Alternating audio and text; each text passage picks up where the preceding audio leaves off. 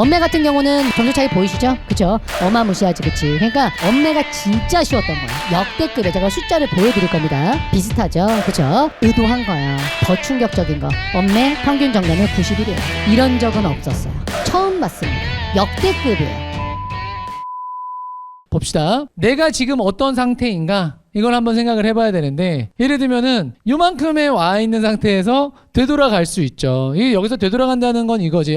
나는 이제 국어가 안 되는가 보다. 자, 그럴 수 있어요. 그런데 우리 입장에서는 되게 어려운 게 뭐냐면은 이걸 모른다는 거야. 그렇지 않아? 여기 상태에 있는 건지 여기 상태에 우리한테는 똑같이 보이거든. 그게 제일 어려운 것 같아, 내가 봤을 땐. 그런데 중요한 건 뭐냐면은 이 상태에 있건 이 상태에 있건 우리는 수능을 보게 돼 있는 거. 내가 공부하는 선상에 있다가 그러다가 너무 힘들어 하고 아니면은 이건 잘 안 되는 것 같아. 살짝 이탈할 수 있어. 근데 이탈하는 시간이 짧은 게 무조건 유리해요. 그래, 잠깐 감정이 좀 안 좋다고 하더라도 그래도 빨리 자세를 잡고 다시 해주는 게 무조건 유리하다. 자, 이번 시험의 난도를 제가 이 등급컷을 가지고 보여드릴게요. 자, 9796으로 되어 있는데 이거는 변동성이 있을 수 있어요. 자, 그런데 이제 작년 6월이 보면은 9693이었어요. 그러니까 작년 6평이랑 되게 비슷해. 그치, 비슷했고, 그 다음에 작년 수능을 보면 화작 같은 경우는 7점 차이가 나고, 그 다음에 엄매 같은 경우는 점수 차이 보이시죠? 그쵸? 어마무시하지, 그치? 그러니까 엄매가 진짜 쉬웠던 거야. 역대급에 제가 숫자를 보여드릴 겁니다. 아무튼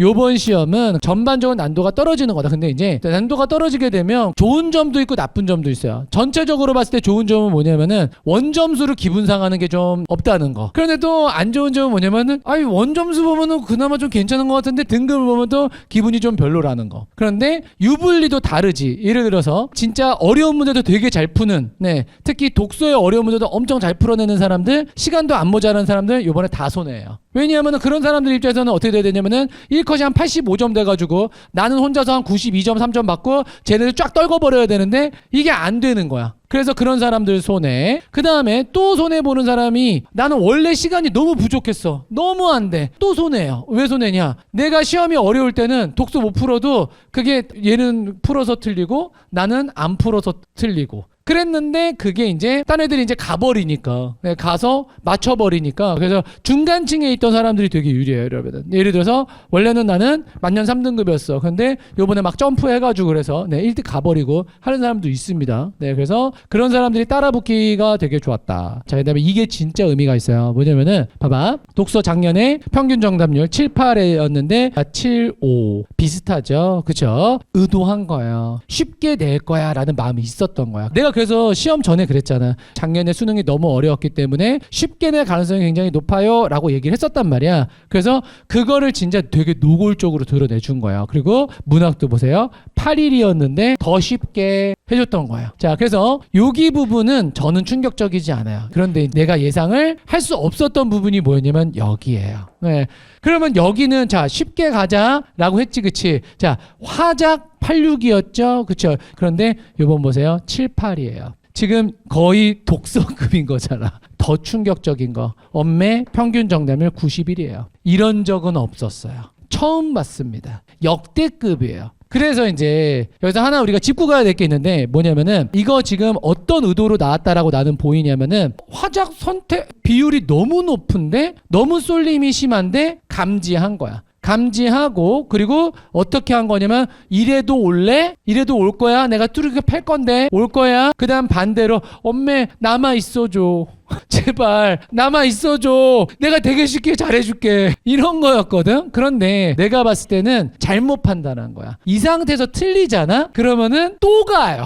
또 갑니다. 여러분들한테 딱 얘기해 줄 수 있는 건 뭐냐면 내가 엄매 선택자야. 그런데 3개 틀렸어. 가셔야 돼요. 일로 가야지만 살 수 있어요. 엄매 다 맞거나 하나 틀려서 갈 필요 없어요. 갈 필요 없어. 근데 이거는 난도는 조금 더 올라갈 수는 있습니다. 근데 화작인 사람들은 그러면 이제 어떻게 해야 되느냐? 화작은 다른 데 갈 데가 없잖아. 그렇잖아. 화작은 공부를 하셔야 돼요. 예를 들면은 화작이 평균 정답률 78% 나오는데 엄청난 기여를 해준 문제가 있잖아. 45번 문제.